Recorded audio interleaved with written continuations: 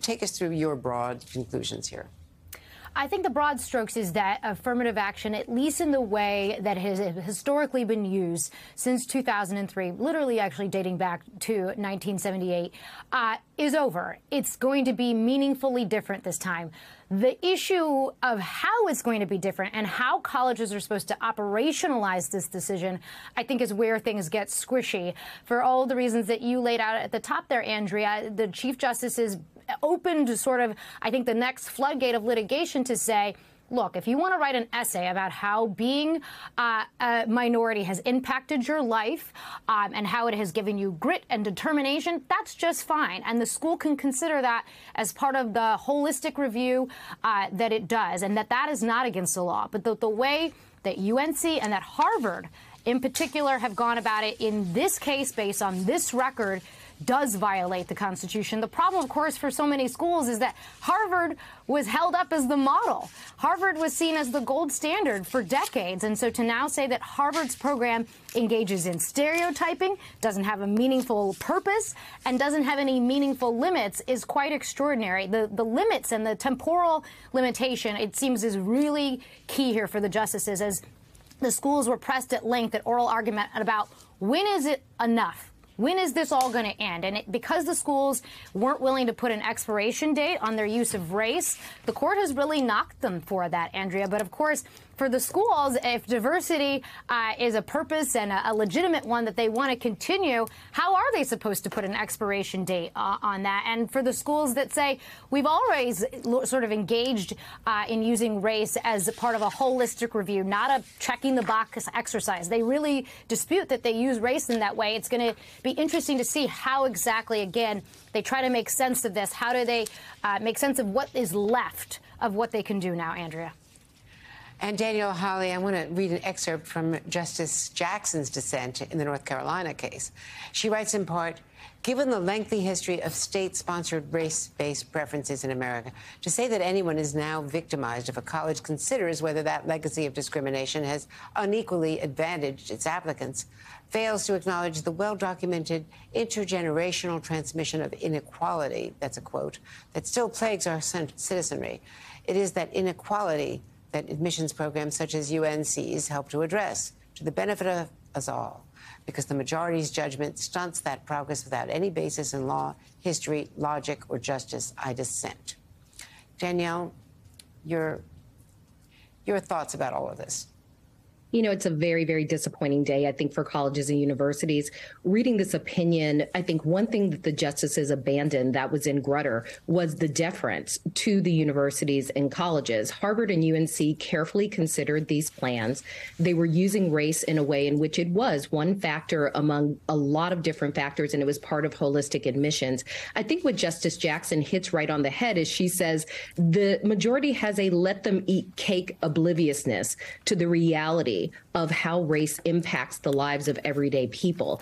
And so when colleges and universities are doing this work on the ground, we have a responsibility to really look at the whole picture of who a student is. And race and ethnicity plays a significant factor in that picture. And also the 14th Amendment was really about making sure that the vestiges of slavery and of legal discrimination were eliminated. And in this opinion, the justices in the majority really say the 14th Amendment is about color blindness instead of being about anti-subordination. And I think that is a critical difference that Justice Jackson has with the majority and is one of the most important differences for colleges and universities attempting to still value racial and ethnic diversity after this opinion. And Harry Litman, what does this signal to you about what we can expect in similar arguments going forward, even on the student loan decision that we expect as soon as tomorrow?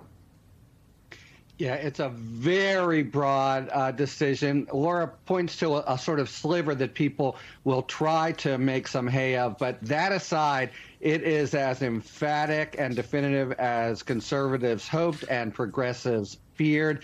It really is a diametric opposition, not just in the Constitution and the law, but in world views, as the dean was just saying. The majority is saying the way that the 14th Amendment was always colorblind. Jackson and others, nonsense. Look at what the 14th Amendment initially achieved.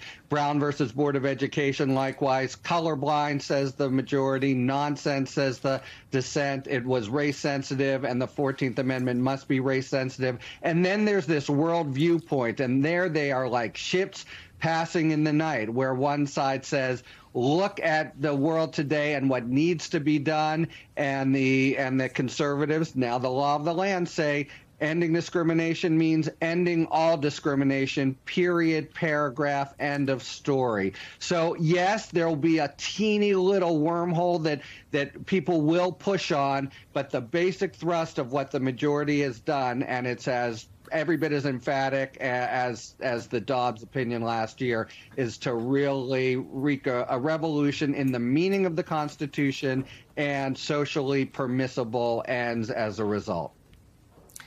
Laura, I mean, for a long time, quotas have been not permitted. But since 1978 in the Bakke decision and then a follow-on decision in 2003, Justice O'Connor was an important voice on that.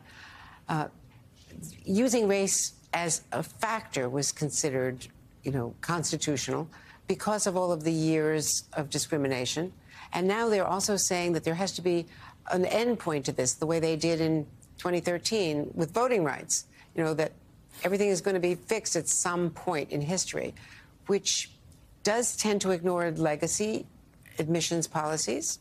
Those have not been challenged that I know of, where alumni children, grandchildren, nieces, nephews get preferences, which builds in preferences for majority white communities. And that was actually thrown back in their face. The schools deciding to keep those policies, Andrea, was actually, I think, one of the reasons they had a hard time at oral argument defending their programs, because the justices were saying, look, if you truly cared about diversity and you really wanted to try to even the playing field, get rid of legacy. Get rid of that and risk cutting into your endowment a little bit.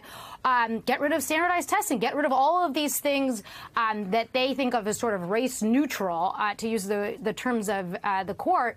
But the schools, at least to date, haven't been willing to do that. And that's why I think for many places, and I think President-elect Hawley could speak to this very well, this is why you're now going to see who really cares about diversity, who really decides, you know what, yes, we've been doing this one way all along, but now we're going to have to change because of the way the court has constructed this decision. I do think it's interesting, Andrea, you mentioned they've accepted military. That's sort of a carve-out here buried in a footnote. And it's just interesting to see, again, how the court has sort of, under Roberts, gone about making these big moves.